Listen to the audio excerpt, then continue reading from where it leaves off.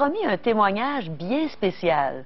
Notre prochain invité, vous l'avez déjà rencontré, vous l'avez vu dans le cadre de l'émission Paroles vivantes.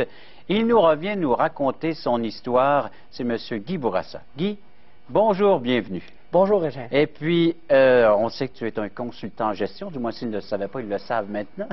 Alors, c'est ta profession. Oui, mais oui. quand aujourd'hui, tu es venu pour répondre à la question, quand est-ce que cette parole de Dieu est devenue vivante pour toi? Oui, Régent, ça s'est passé en 1981.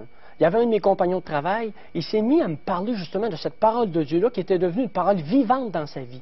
Et là, il m'a parlé de l'Évangile, de cette bonne nouvelle que Jésus est mort à la croix et en vertu de cette mort-là à la croix et de son sang qui était versé, il peut nous purifier de tout péché.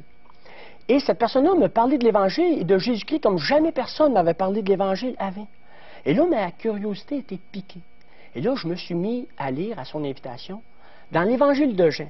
Et à chaque soir, je lisais les 3 premiers chapitres de l'Évangile de Jean.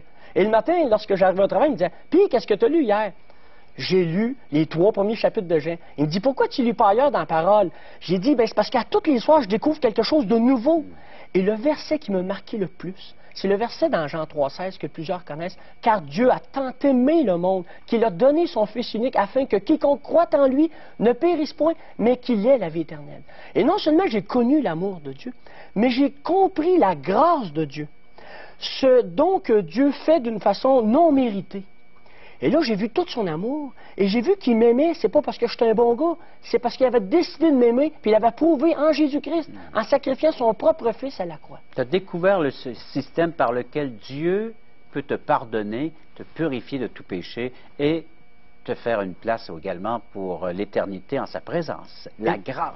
Effectivement, parce que moi, je pensais qu'on pouvait être sauvé par les œuvres. Moi, je m'étais dit, si je fais plus le bien que le mal, même si je suis un gars qui a fait bien du mal, j'ai fait quand même du bien, ça devrait passer dans la balance de Dieu. Et j'ai réalisé que Dieu, ce qui était agréable pour lui, c'était d'avoir la foi, de mettre notre foi dans la personne de son Fils. Et c'est l'expérience que j'ai faite en 1981. J'ai connu non seulement son amour, j'ai connu sa grâce qui a été manifestée en Jésus-Christ. Et tu sais quelque chose, Régent, moi j'avais très peur que ma vie soit malheureuse si je mettais Dieu dans ma vie. J'avais peur que ma vie soit plate, que ma vie soit monotone. Alors j'ai fait l'expérience tout à fait contraire. Dans l'Évangile de Jean, justement, chapitre 10, verset 10, Jésus dit « Je veux que mes brebis aient la vie et qu'il ait cette même vie, même avec abondance. » Et c'est l'expérience que j'ai faite. Non seulement au niveau des activités formidables que je peux faire en tant que chrétien, mais aussi par cette vie d'abondance, parce qu'il verse son esprit en moi, il verse sa parole en moi, et avec abondance. Et ma vie est remplie de plénitude à bien des niveaux. Et vraiment, c'est l'expérience que j'ai faite avec le Seigneur Jésus en 1981, lorsque j'ai compris sa grâce d'une façon toute particulière. Une parole vivante, un Dieu vivant et maintenant un être vivant.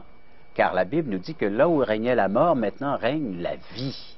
Puis moi, j'avais terriblement peur de la mort et maintenant, je sais que si je meurs, quand je vais mourir, je sais où je vais aller pour l'éternité. C'est vraiment l'expérience que j'ai faite avec le Sauveur. C'est vraiment merveilleux pour moi. Guy, un mot pour nos téléspectateurs, ça serait quoi? De mettre Dieu au défi, d'essayer de lire la parole de Dieu sans ses idées religieuses préconçues. De dire, Seigneur, parle-moi. Tu as parlé à Guy Bourassa, le petit gars de Shawinigan, l'autre petit gars de Shawinigan. Parle-moi à moi aussi, Seigneur. Puis de demander ça au Seigneur, puis je suis convaincu qu'il va le faire parce que c'est une promesse qu'il y a dans sa parole. Que si on le cherche, il va se révéler à nous. Le petit gars de Shawinigan est bien vivant. Bien vivant, surtout sauvé. Il est maintenant sauvé, alors d'une perdition éternelle. Mais Guy, je te remercie beaucoup. Merci de nous avoir raconté cette histoire et à chacun d'entre vous, vous pouvez expérimenter cette même vie qu'on retrouve à la personne de Jésus-Christ seulement.